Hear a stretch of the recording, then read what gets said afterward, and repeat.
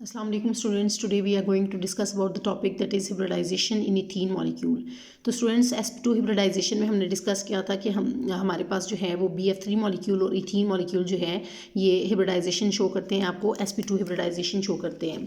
तो ये आपका इथीन मॉलिक्यूल है CH2 डबल बॉन्ड CH2, तो ये आपको कौन सी hybridization शो करता है? sp2 hybridization। ये तो हमने बात की कि sp2 hybridization शो करता है, लेकिन हम देखेंगे आज के ये किस तरह से sp2 hybridization शो कर रहा है। तो ये स्टूडेंट्स आप इसको इस तरह से लिखते हैं CH2 double bond CH2 molecule, और इसमें जो हमारा फर्स्ट पॉइंट होता है, हम जब भी हाइब्रिडाइजेशन करते हैं, ये मैंने आपको काफ़ी दफ़ा बता दिया है कि इलेक्ट्रॉनिक कन्फिग्रेशन की तरफ आते हैं। तो सेंट्रल एटम हमारे पास जो है यहाँ पर कार्बन है, तो इसकी इलेक्ट्रॉनिक कन्फिग्रेशन अगर हम देखें तो वो होती है 1s2 2s2 एंड 2p2। तो ये आपको 2s ऑर्बिटॉल में 2 इलेक्ट्रॉन्स और 2p ऑर्बिटॉल में इस तरह से आपने पहले इलेक्ट्रॉन्स को सिंगली फिल्ड कर लिया। ये हमारी ग्राउंड स्टेट थी। तो यहाँ पर स्टूडेंट्स हमारा जो नेक्स्ट पॉइंट है वो ये कि यहाँ पर एक्साइटेशन कैसे हो रही है। तो हम क्या करते हैं कि एक इलेक्ट्रॉन जो 2s ऑर्बिटॉल में होते हैं, 2 इलेक्ट्रॉन्स, उसमें से एक इलेक्ट्रॉन क्या कर जाता है, जंप कर जाता है 2pz ऑर्बिटॉल में।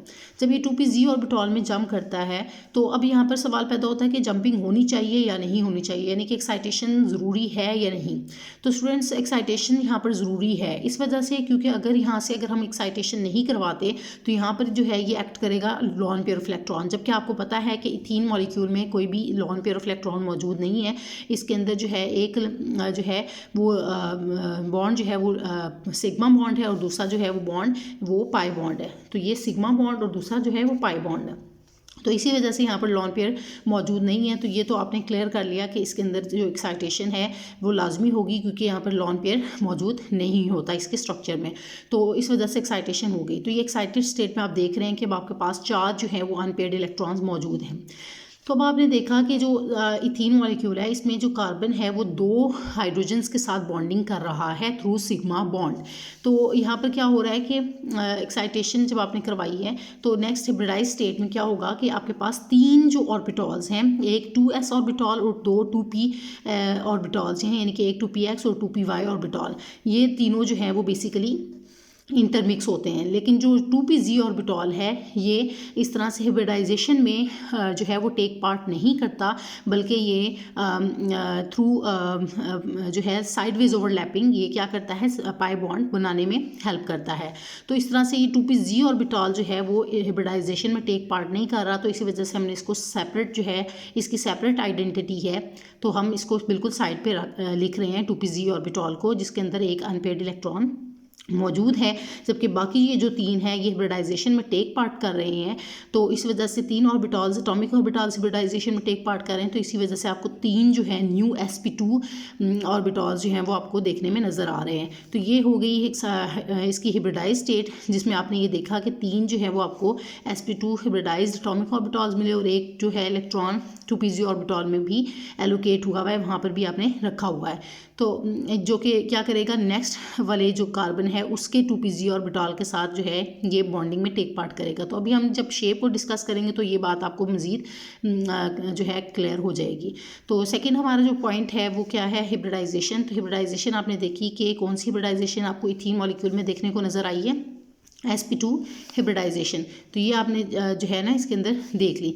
अब थर्ड पॉइंट जो है वो हम कहते हैं कि इथीन मॉलिक्यूल के अंदर जो है sp2 हाइब्रिडाइजेशन तो है, लेकिन अब इसकी शेप जो है वो कैसी होगी। तो मैंने आपको बताया स्टूडेंट्स कि हमारे पास जब भी 3 जो है ऑर्बिटॉल्स ओवरलैप करते हैं, तो यानी कि sp2 ऑर्बिटॉल्स, तो आपको 3 ही न्यू हाइब्रिडाइज्ड एटॉमिक ऑर्बिटॉल्स मिलते हैं। तो उनकी जो शेप होती है वो कैसी होती है, ट्राइगोनल प्लेनर होती है। ठीक है, तो हमने क्या किया कि एक जो है कार्बन, जो सेंट्रल कार्बन है, ठीक है, इसने एक जो है ऑर्बिटॉल इसका ये बना हुआ है sp2, सेकंड जो है sp2 ऑर्बिटॉल ये है, और थर्ड जो है sp2 ऑर्बिटॉल ये है। ठीक है, तो 3 ये आपने बना लिए sp2 ऑर्बिटॉल कार्बन की। ठीक है, इसको आप यहाँ पर मेंशन भी कर सकते हैं कि ये कौन से ऑर्बिटॉल्स हैं, sp2 ऑर्बिटॉल। आपको 3 ही मिल रहे हैं, एक sp2 ये, एक sp2 ये और एक sp2 ऑर्बिटॉल ये है। लेकिन स्टूडेंट्स ये इस कार्बन का है, तो आपको पता है कि इसके अंदर जो है 2 कार्बन मौजूद होते हैं इथीन मॉलिक्यूल में, एक ये CH2 और दूसरा ये CH2 थ्रू डबल बॉन्ड, तो ये एक कार्बन है। इसी तरह अगर आप दूसरे कार्बन की बात करें तो आपने दूसरे कार्बन को भी इसी तरह क्या बनाना है,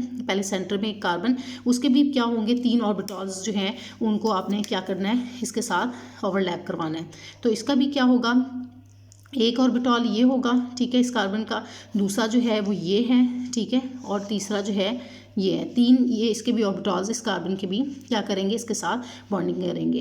तो अब क्या होगा कि ये आपके दो कार्बन्स हैं, आप देख सकते हैं इथीन मॉलिक्यूल में, एक ये कार्बन और एक ये कार्बन। तो एक ये कार्बन, इसके तीन ऑर्बिटॉल्स, ठीक है, sp2 हिब्रिडाइज्ड एटॉमिक ऑर्बिटॉल्स, और इसके भी इस तरह से ये तीन sp2 हिब्रिडाइज्ड एटॉमिक ऑर्बिटॉल्स आपने दूसरे वाले कार्बन के भी मेंशन कर दिए हैं। तो इसको भी आप लिख लेंगे sp2, इसको भी लिखेंगे sp2, और इस तरह से ये भी लिखेंगे sp2 ऑर्बिटॉल।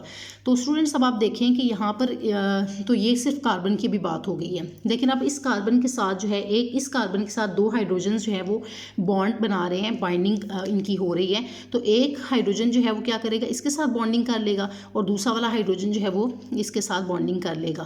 तो ये आपने बता दिया कि इस वाले कार्बन के साथ दो हाइड्रोजन, ये आप देख सकते हैं कि इस वाले कार्बन के साथ ये दो हाइड्रोजन जो हैं वो अटैच्ड हैं। तो ये दो हाइड्रोजन आपने अटैच कर लिए। इसी तरह इस वाले जो कार्बन है, ये वाला जो कार्बन है, इसके साथ भी आपने क्या करना है कि दो हाइड्रोजन्स को इस तरह से बाइंड करवा लेना है। ये आप देख सकते हैं, ये जो सेकंड वाला कार्बन है, इसकी मैं बात कर रही हूँ, इसके साथ भी दो हाइड्रोजन्स लग गए हैं।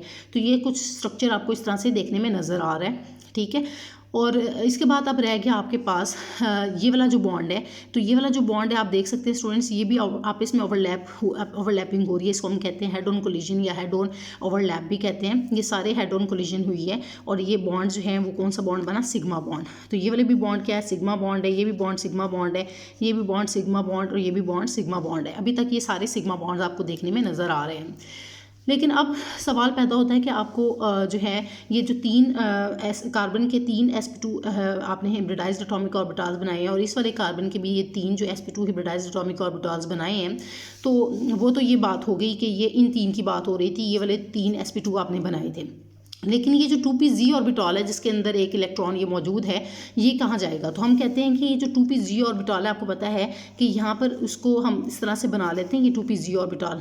अब लेकिन इसकी जो शेप होगी वो इस तरह से प्रॉपर आपने डम्बेल शेप बनानी है, क्योंकि ये आपको एक बड़ी लोब और एक छोटी लोब नहीं मिलेगी, क्योंकि ये हिब्रिडाइजेशन में टेक पार्ट इसने नहीं किया। जब हिब्रिडाइजेशन में टेक पार्ट नहीं किया, इसी वजह से इसकी शेप जो है वो रिटेन रहेगी। आपने उसको प्रॉपर डम्बेल बनाना है, ठीक है। तो 2pz ऑर्बिटॉल को आपने इस तरह से यहाँ पर ये मेंशन कर दिया, 2pz ऑर्बिटॉल। जो इसका एक इलेक्ट्रॉन मौजूद है, वो इसी तरह जो दूसरे वाला जो कार्बन है उसकी भी जो 2pz ऑर्बिटॉल होगा, तो ये क्या करेंगे, ये इसके अंदर भी जो इलेक्ट्रॉन है ये आपस में क्या करेंगे, एक दूसरे के साथ ओवरलैप करेंगे। जब ये ओवरलैप करेंगे तो ये साइडवेज ओवरलैपिंग करेंगे, ठीक है। ये इस तरह से साइडवेज ओवरलैप करेंगे। जब साइडवेज ओवरलैपिंग होगी तो इन ऑर्बिटल्स की वजह से क्या होगा, कौन से बॉन्ड की फॉर्मेशन होगी, पाई बॉन्ड। इसको हम क्या कहते हैं, पाई बॉन्ड।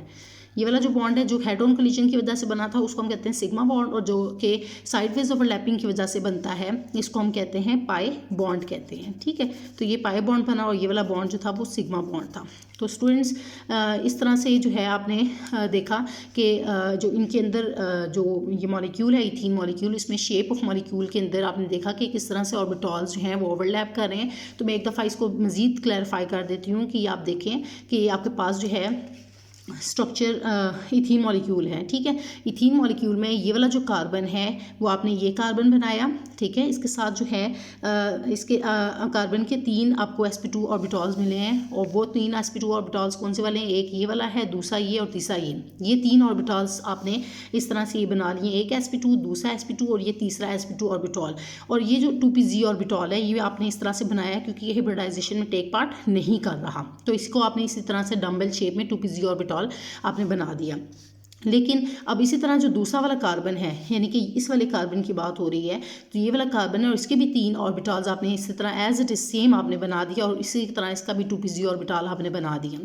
तो ये बाकी बॉन्डिंग्स जितनी भी हैं वो सारी सिग्मा बॉन्ड के थ्रू हुई हैं, यानी कि ये भी sp2 ओवरलैप है, जबकि ये वाला sp2s ओवरलैप है, क्योंकि हाइड्रोजन का जो है वो 1s ऑर्बिटल इन्वॉल्व होता है, तो इसे हम कहते हैं sp2s ओवरलैप। जबकि ये भी क्या है, sp2 और हाइड्रोजन का कौन सा वाला s है, तो sp2s ओवरलैप इनके अंदर भी है। इसके अंदर भी sp2s ओवरलैप है, और ये वाला भी sp2s ओवरलैप है, और ये वाला जो है ओवरलैप इसको हम कहते हैं sp2 ओवरलैपिंग, ठीक है। जबकि ये वाला जो है ये तो सिग्मा बॉन्ड्स बन गए सारे, क्योंकि ये हेड ऑन कोलिजन की वजह से हुआ है। लेकिन ये जो लास्ट है आपको ये देखने में नज़र आ रही है, जो 2pz ऑर्बिटल और 2pz ऑर्बिटल, तो स्टूडेंट्स ये क्या करते हैं, साइडवेज ओवरलैपिंग करते हैं। तो साइडवेज ओवरलैपिंग की वजह से कौन सा बॉन्ड बनता है, पाई बॉन्ड बनता है। तो ये बात मैं यहाँ पर भी लिख देती हूँ कि जब भी आपके पास हेड ऑन कोलिजन होती है या हेड टू हेड ओवरलैपिंग होती है, तो उस वजह से कौन सा बॉन्ड फॉर्म होता है, सिग्मा बॉन्ड। लेकिन जब हमारे पास साइड वेज ओवरलैपिंग होती है,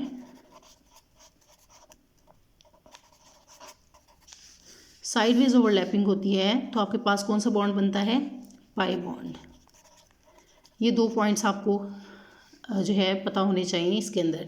तो ये स्टूडेंट्स जो है शेप ऑफ मॉलिक्यूल थी, इथीन मॉलिक्यूल। होप्स हो कि ये पॉइंट जो हैं आपको सारे क्लियर हो गए होंगे।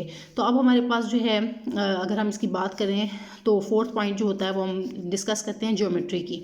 तो ज्योमेट्री को स्टूडेंट्स हम मैंने आपको जैसे कि बताया था कि जब भी हम sp2 हिब्रिडाइजेशन की बात करते हैं तो sp2 हिब्रिडाइजेशन में जो ज्योमेट्री होती है वो कैसी होती है, ट्राइगोनल प्लानर ज्योमेट्री होती है।